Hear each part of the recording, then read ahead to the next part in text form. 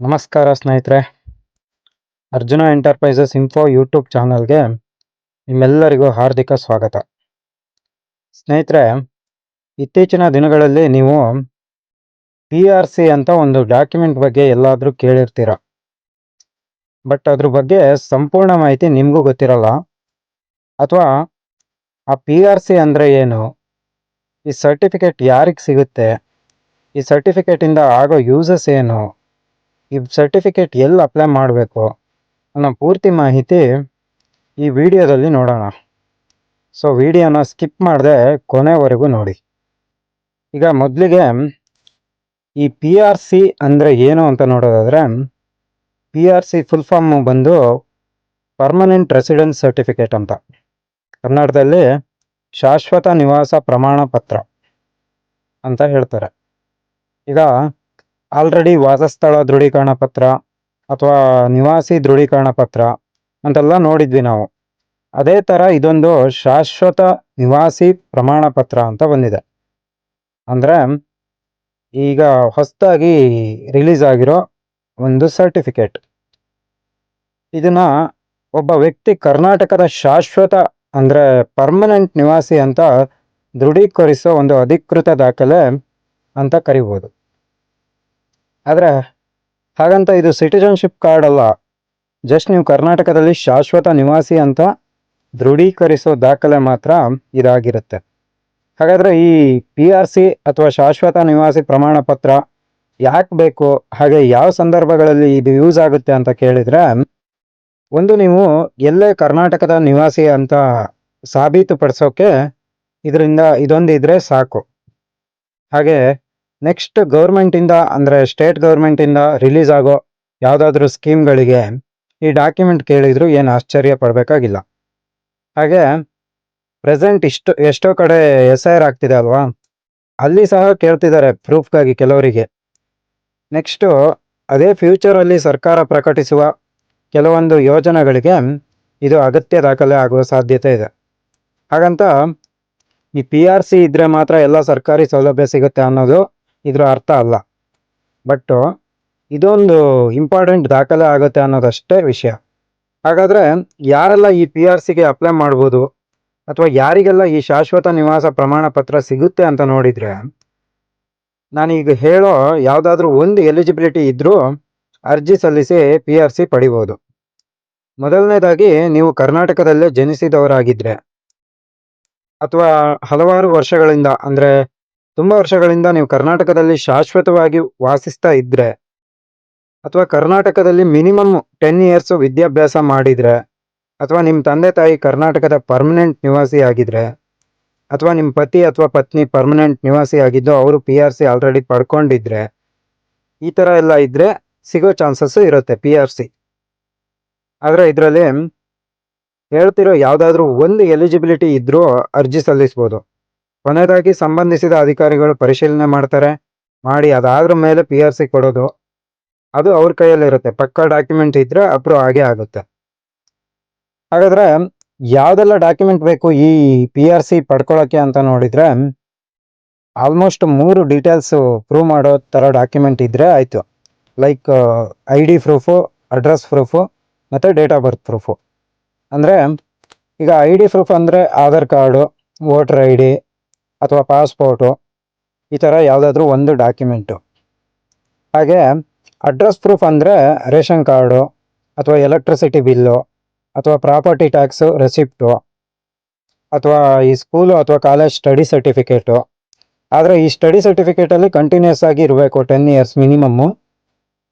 ಹಾಗೆ ಈ date of birth proof ಅಂದರೆ like Aadhaar card, PAN card, SLC marks card, ಈ ಥರ ಒಂದು ಡಾಕ್ಯುಮೆಂಟ್ ಬೇಕು. ಅಂದರೆ ನಿಮ್ಮ ಹತ್ರ Aadhaar card, SLC marks card ಹಾಗೆ ರೇಷನ್ ಕಾರ್ಡ್ ಇದ್ದರೆ ಆಲ್ಮೋಸ್ಟ್ ಈ 3 ಡಾಕ್ಯುಮೆಂಟ್ ಇಟ್ಕೊಂಡು PRCಗೆ ಅಪ್ಲೈ ಮಾಡ್ಬೋದು. ಇದ್ರ ಜೊತೆಗೆ ಆನ್ಲೈನ್ ಅರ್ಜಿ ಫಿಲ್ ಮಾಡೋ ಮುಂಚೆ ಒಂದು ಅಫಿಡವಿಟ್ ಬರುತ್ತೆ.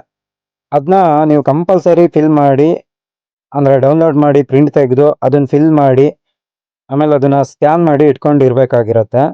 ಲಾಸ್ಟಲ್ಲಿ ಅದು ಅಪ್ಲೋಡಿಗೆ ಕೇಳೋದು. ಇದಿಷ್ಟು ಡಾಕ್ಯುಮೆಂಟ್ ವಿಷಯ ಆಯಿತು. ಹಾಗಾದರೆ ಅರ್ಜಿ ಎಲ್ಲಿ ಸಲ್ಲಿಸೋದು ಅಂದರೆ, ಒಂದು ಸೇವಾ ಸಿಂಧು ಮೂಲಕ ಸಲ್ಲಿಸ್ಬೋದು, ಎರಡನೇದು ನಾಡ ಕಚೇರಿ ಥ್ರೂ ಹೋಗಿ ಸಲ್ಲಿಸ್ಬೋದು, ಅಥವಾ ಮೂರನೇದು ತಾಲೂಕು ಆಫೀಸು ಅಥವಾ ಗ್ರಾಮವನ್ಗಳಲ್ಲಿ ಅರ್ಜಿ ಸಲ್ಲಿಸ್ಬೋದು. ದಾಖಲೆಗಳೆಲ್ಲ ತಗೊಂಡು ಗ್ರಾಮವನ್ ಕೇಂದ್ರಗಳಿಗೆ ಹೋದರೆ ಅರ್ಜಿ ಫಿಲ್ ಮಾಡಿ ಅಕ್ನಾಲಜ್ಮೆಂಟ್ ಕೊಡ್ತಾರೆ. ಸ್ವಲ್ಪ ದಿನದಲ್ಲೇ PRCನೂ ಬರುತ್ತೆ. ಈ ತುಂಬ ಜನ PRC ಅಂದರೆ ಮೀಸಲಾತಿ ಸಿಗುತ್ತೆ, ಪರ್ಮನೆಂಟ್ ಇಂಡಿಯನ್ ಸಿಟಿಜನ್ಶಿಪ್ ಸಿಕ್ತಂಗೆ, ಹಾಗೆ ಯಾವುದೋ ಅಪ್ಲಿಕೇಶನ್ ಬಿಟ್ಟರು PRC ಬೇಸಲ್ಲೇ ಅಪ್ಲೈ ಮಾಡ್ಬೋದು ಅಂತ ಅಂದ್ಕೊಂಡಿದ್ದಾರೆ. ಬಟ್ ಸ್ನೇಹಿತರೆ, ಈ ಥರ ಯಾವುದೂ ಯೂಸ್ ಆಗಲ್ಲ. ಜಸ್ಟ್ ಕರ್ನಾಟಕದ ಪರ್ಮನೆಂಟ್ ನಿವಾಸಿ ಅನ್ನೋದನ್ನ ಮಾತ್ರ ಈ ಸರ್ಟಿಫಿಕೇಟ್ ಪ್ರೂವ್ ಮಾಡುತ್ತಷ್ಟೆ. ಹಾಗೆ ಈಗ ಕ್ವಿಕ್ಕಾಗಿ ಆನ್ಲೈನಲ್ಲಿ PRC ಅಪ್ಲೈ ಮಾಡೋದು ಹೇಗೆ ಅಂತ ನೋಡೋಣ. ಮೊದಲನೇದಾಗಿ ನಾಡ ಕಚೇರಿ ವೆಬ್ಸೈಟ್ಗೆ, ನಾಡ ಕಚೇರಿ 5.0 ವೆಬ್ಸೈಟ್ಗೆ ಲಾಗಿನ್ ಆಗಬೇಕಾಗತ್ತೆ.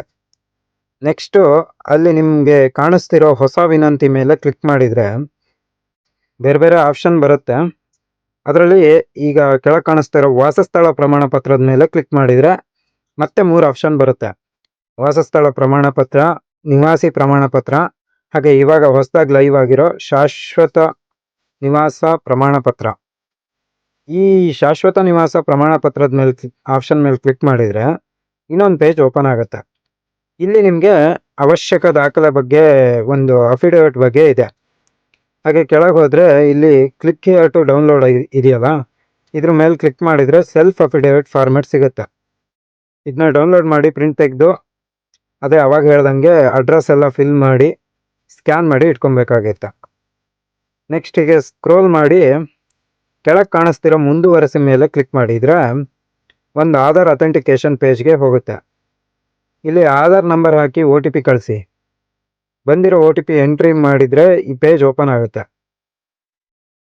ಇಲ್ಲಿ ನಿಮ್ಮ ಡಿಸ್ಟಿಕ್ಕು, ತಾಲೂಕು, ಹೋಬಳಿ, ಗ್ರಾಮ, ಹಾಗೆ ಇದನ್ನೆಲ್ಲ ಎಂಟ್ರಿ ಮಾಡಿ, ಅಕಸ್ಮಾತ್ ನಿಮ್ದೆಲ್ಲಾದರೂ ನಗರ ಪ್ರದೇಶ ಆಗಿದ್ರೆ ಅಲ್ಲಿ ನಗರ ಪ್ರದೇಶ ಮೇಲೆ ಕ್ಲಿಕ್ ಮಾಡಿದರೆ ಇಲ್ಲಿ ವಾರ್ಡು ಎಲ್ಲ ಕೇಳುತ್ತೆ. ಅದನ್ನೆಲ್ಲ ಹಾಕಿ ನೆಕ್ಸ್ಟು ನಿಮ್ಮ ನೇಮ್ ಆಟೋ ಫೆಚ್ ಆಗಿರುತ್ತೆ. ನಿಮ್ಮ ತಂದೆ ಅಥವಾ ಗಂಡನ ಹೆಸರು ಹಾಕಬೇಕಾಗತ್ತೆ, ಹಾಗೆ ತಾಯಿ ಹೆಸರು ಹಾಕಬೇಕಾಗತ್ತೆ. ನೆಕ್ಸ್ಟು ಇಲ್ಲಿ ಅಡ್ರೆಸ್ಸು ಆಟೋ ಫೆಚ್ ಆಗಿರುತ್ತೆ, ಪಿನ್ ಕೋಡ್ ಸಹ ಆಟೋ ಫೆಚ್ ಆಗಿರುತ್ತೆ. ಕೊನೆಗೆ ನಿಮ್ಮದು ಮೊಬೈಲ್ ನಂಬರು ಮತ್ತು ಇಮೇಲ್ ID ಹಾಕಬೇಕಾಗತ್ತೆ. ಅವೆರಡಕ್ಕೂ ಸಪ್ರೇಟಾಗಿ ಒಂದೊಂದು OTP ಬರುತ್ತೆ. ಅದು ಮೊಬೈಲ್ ನಂಬರ್ ಅಂದರೆ ಮೆಸೇಜಿಗೆ ಬಂದಿರೋ OTPನೂ ಎಂಟ್ರಿ ಮಾಡಬೇಕಾಗತ್ತೆ. ನೆಕ್ಸ್ಟ್ ಇಲ್ಲಿ ಮೇಲ್ IDಗೆ ಬಂದಿರೋ OTPನೂ ಎಂಟ್ರಿ ಮಾಡಿ ವ್ಯಾಲಿಡೇಟ್ ಕೊಡಬೇಕಾಗತ್ತೆ. ಕೊಟ್ಟು ನೆಕ್ಸ್ಟ್ ಮುಂದುವರೆಸಿ ಅಂತ ಕೊಟ್ಟರೆ ಇಲ್ಲಿ ನಿಮ್ಗೆ ಇನ್ನೊಂದು ಪೇಜ್ ಓಪನ್ ಆಗುತ್ತೆ. ಆ ಪೇಜಲ್ಲಿ ನಿಮಗೆ ಸುಮಾರೆಲ್ಲ ಆಪ್ಷನ್ ಬರುತ್ತೆ. ಲೈಕ್ ನಿಮಗೆ ನೀವು ಯಾವ ಕ್ಯಾಟಗರಿಗೆ ಸೇರ್ತೀರಾ ಅಂದರೆ, ಲೈಕ್ ಹುಟ್ಟಿನಿಂದ ಕರ್ನಾಟಕದಲ್ಲಿದ್ದು ಕನಿಷ್ಠ 10 ವರ್ಷಗಳ ಕಾಲ ವಾಸವಾಗಿದ್ದರೆ ಫಸ್ಟ್ ಆಪ್ಷನ್ ಇರುತ್ತೆ. ಸೆಕೆಂಡು ಅಂದರೆ ಕರ್ನಾಟಕದಲ್ಲಿ ಕನಿಷ್ಠ 10 ವರ್ಷಗಳ ಕಾಲ ವಿದ್ಯಾಭ್ಯಾಸ ಮಾಡಿರೋದಾಗಿ, ಇಲ್ಲ ಅಂದರೆ 10 ವರ್ಷದಿಂದ ವಾಸದ ಮನೆ ಹೊಂದಿರೋದಾಗಿ ಕರ್ನಾಟಕದಲ್ಲಿ. ಹೀಗೆ ಸುಮಾರು ಆಪ್ಷನ್ ಇದೆ. ಇದರಲ್ಲಿ ನಿಮಗೆ ಯಾವ್ದು ಸೂಟ್ ಆಗುತ್ತೋ ಆ್ಯಂಡ್ ಅದಕ್ಕೆ ಕರೆಕ್ಟಾಗಿರೋ ದಾಖಲೆ ನಿಮ್ಮ ಹತ್ರ ಇದ್ದರೆ ಯಾವುದಾದ್ರೂ ಒಂದು ಅಥವಾ ಒಂದಕ್ಕಿಂತ ಹೆಚ್ಚು ಎಷ್ಟು ಬೇಕಾದರೂ ಆಪ್ಷನ್ ನೀವು ಕ್ಲಿಕ್ ಮಾಡ್ಬೋದು. ನೀವು ಕರೆಕ್ಟಾಗಿ ಅದು ಎಲ್ಲದೂ ನಿಮಗೆ ಸೂಟ್ ಆಗ್ತಾ ಇದ್ದರೆ ಅಷ್ಟಕ್ಕೂ ಸೆಲೆಕ್ಟ್ ಮಾಡ್ಕೊಬೋದು. ಇಲ್ಲ ಅಂತಂದರೆ ನಿಮ್ಗೆ ಯಾವ್ದು ಸೂಟ್ ಆಗುತ್ತೋ ಅದಕ್ಕೊಂದಕ್ಕೆ ಸೆಲೆಕ್ಟ್ ಮಾಡಿಕೊಂಡು ನೆಕ್ಸ್ಟ್ ಕೊಟ್ಟರೆ ಇಲ್ಲಿ ನಿಮಗೆ ಡಾಕ್ಯುಮೆಂಟ್ ಲಾಸ್ಟ್ ಪ್ರೊಸೀಜರ್ ಬಂದು ಡಾಕ್ಯುಮೆಂಟ್ ಅಪ್ಲೋಡಿಗೆ ಕೇಳುತ್ತೆ. ಇದರಲ್ಲಿ ಫಸ್ಟು ಆವಾಗಲೇ ಹೇಳಿದ್ನಲ್ಲ ಅಫಿಡವಿಟ್ನ ಸ್ಕ್ಯಾನ್ ಮಾಡಿ ಇಟ್ಕೊಳ್ಳಿ ಅಂತ, ಅದನ್ನ ಅಪ್ಲೋಡ್ ಮಾಡಬೇಕಾಗತ್ತೆ. ನೆಕ್ಸ್ಟು ಇಲ್ಲಿ ಕೇಳೋ ಯಾವುದಾದ್ರೂ 1 ಅಥವಾ 2 ಕರೆಕ್ಟಾಗಿರೋ ಡಾಕ್ಯುಮೆಂಟ್ ಅಪ್ಲೋಡ್ ಮಾಡಿ.